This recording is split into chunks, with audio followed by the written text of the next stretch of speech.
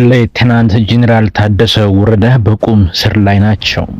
ከአሜሪካው አምባሳደር ኤርቪን ማሲንጋ ጋር ሊያደርጉት የነበረው ሚስጥራዊ ቀጠሮ አንድ ሰዓት ሲቀረው ከቪአይፒ ጥበቃ የተላለፈው አስቸኳይ ትዕዛዝ ምን ነበር? ምንም አይነት እንቅስቃሴ አታድርጉ፣ ሊያስቆማችሁ የሚችል ሌላ ኃይል አለ ተብለው የተከለከሉት ጄኔራል ታደሰ እኔ ራሴ መኪና ነድቼ እሄዳለሁ ካሉ በኋላ ቤተሰቦቻቸው ላይ የተፈጠረው ከፍተኛ ስጋትና ፍርሃት። በሌላ በኩል ስልጣን በጉልበት እየተያዘ ነው ሲሉ የጊዜያዊ አስተዳደሩ መሪ ያስጠነቀቁት አደገኛ መዘዝ ምንድን ነው? በዶክተር ደብረጽዮን የሚመራው ካቢኔ ወደ ስብሰባ አዳራሽ ሲያመራ በትግራይ ፖለቲካ ውስጥ ምን ተቀሰቀሰ? በተጨማሪም በትግራይ የተጀመረው የግዴታ ወታደራዊ አፈሳ፣ የአሜሪካ የቪዛ እገዳ ማዕቀብና ጠቅላይ ሚኒስትር አብይ አህመድ በዚያ ክልል ጦርነት እንዲነሳ ሰፊ ፍላጎት አለ፣ ጥቅም ስለሌለው ግን እምቢ ብለናል ሲሉ የሰጡት ጠንከር ያለ ምላሽ። ሁሉንም ሚስጥራዊ መረጃዎች አንድም ሳናስቀር በዝርዝር እንተነትናለን። እስከ መጨረሻው አብራችሁን ቆዩ። በፕሪቶሪያ ስምምነት መሰረት የተቋቋመውን የትግራይ ጊዜያዊ አስተዳደር ለአንድ ዓመት በምክትል ፕሬዝዳንትነትና በነዋሪነት ሲመሩት የነበሩት ሌተናንት ጄኔራል ታደሰ ወረደ ከስልጣናቸው ከተወገዱ በኋላ ስለሚገኙበት ሁኔታ እስካሁን ግልጽ መረጃ አልነበረም። ነገር ግን ጉዳዩን በቅርበት የሚያውቁ ወገኖች የሰጡት አዲስ መረጃ በትግራይ ፖለቲካ ውስጥ ሌላ ከፍተኛ ውጥረት መንገሱን በተጨባጭ ያሳያል። የፌዴራል መንግስት የጄኔራል ታደሰን የስልጣን ዘመን በአንድ ዓመት ቢያራዝምም ህወሓት ይህንን በመቃወም ከ6 ዓመት በፊት በነበረው ምርጫ የተቋቋመውን የትግራይ መንግስት ምክር ቤት ወደ ስራ መልሰዋል። ይህ ምክር ቤት የህወሓት ሊቀመንበር የሆኑት ዶክተር ደብረጽዮን ገብረ ሚካኤልን የክልሉ ፕሬዝዳንት አድርጎ መርጧል። በዶክተር ደብረጽዮን የሚመራው ካቢኔ የመጀመሪያውን ስብሰባ ባደረገበት ዕለት ሌተናንት ጄኔራል ታደሰ ወረደ የጊዜያዊ አስተዳደሩ ስልጣን በጉልበት እየተያዘ መሆኑን በፕሬዝዳንት ጽህፈት ቤት የፌስቡክ ገጽ በኩል በሰጡት መግለጫ በጽኑ ወቅሰዋል። ውይይትን ወደ ጎን በመተው የተወሰደው ይህ እርምጃ ቀጣይ አደገኛ መንገድ የተጀመረበት ዕለት መሆኑን ገልጸው ለሚከተለው መዘዝ ስልጣኑን በጉልበት የያዘው ኃይል ተጠያቂ እንደሚሆን በግልጽ አስጠንቅቀው ነበር።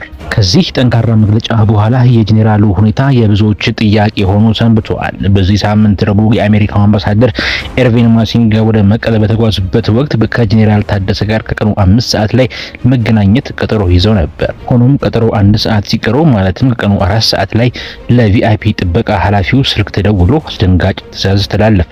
ትዕዛዙም ምንም አይነት እጀባ አታድርጉ፣ ምንም አይነት እንቅስቃሴ አታካሂዱ፣ ተሽከርካሪዎች አይንቀሳቀሱ፣ ይህንንም ለራሱ ለጄኔራሉ አሳውቁ፣ ይህንን መመሪያ ጥሳችሁ ማንኛውም እንቅስቃሴ ብታደርጉ ሊያስቆማችሁ የሚችል ሌላ ኃይል አለ የሚል ነበር። ጄኔራል ታደሰ ይህንን ትዕዛዝ በቁጣ ባለመቀበል እኔ ራሴ መኪና ነድቼ እሄዳለሁ ቢሉም ቤተሰቦቻቸው ምን ሊፈጠር እንደሚችል አይታወቅም በሚል ፍርሃትና ስጋት ለምነው ከቤት እንዳይወጡ አድርጓቸዋል። ጄኔራሉም ለአምባሳደር ማሲንጋ በስልክ ደውለው ሁኔታውን ለ20 ደቂቃ ያህል አስረድተዋል። ለጉዳዩ ቅርበት ያላቸው ምንጮች እንደሚሉት ይህ ክስተት የአንድ የቀድሞ መሪ የመናገር የመንቀሳቀስና ሰዎችን የማግኘት መብት በተግባር መታገዱን ያሳያል። ምንም እንኳ ከሳምንት በፊት ከአውሮፓ ህብረቱ የተላኩ ተወካይ የሆኑትን የቀድሞ የኖርዌይ አምባሳደር በፕላኔት ሆቴል ወይም በግል ቢሮአቸው ቢያናግሩም አሁን ግን የደህንነት ቁጥጥሩ በርትቶባቸዋል። ረቡዕ ዕለት ከተፈጠረው ክስተት በኋላ ቤተሰቦቻቸው ጄኔራሉ በቁም እስር ላይ እንዳሉ ሆኑ ሰምቷቸዋል። ጥበቃዎቻቸውም ቀስ በቀስ እየተቀነሱ መሆኑ ተገልጿል።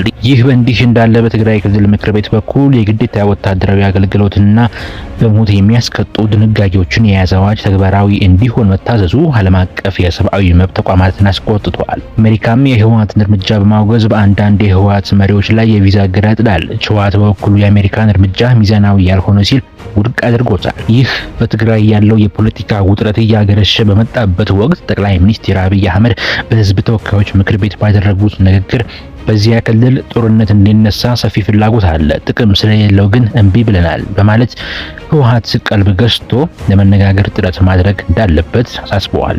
በትግራይ የተፈጠረው ይህ አዲስ የውስጥ የስልጣን ፍልሚያና የጄኔራል ታደሰ ወረደ ሁኔታ ወደ የት የሚያመራ ይመስላችኋል? የአሜሪካ ማዕቀብስ በክልሉ ፖለቲካ ላይ ምን አይነት ተጽዕኖ ያሳድራል? ያላችሁን ጠንከር ያለ አስተያየት በኮሜንት መስጫው ላይ አጋሩን። ቪዲዮውን ከወደዳችሁት ላይክ ማድረጋችሁን፣ አዲስ የፖለቲካ ትንታኔዎች እንዲደርሳችሁ ደግሞ ቻናላችንን ሰብስክራይብ ማድረጋችሁን እንዳትረሱ። በቀጣይ መረጃ እስከምንገናኝ ሰላም።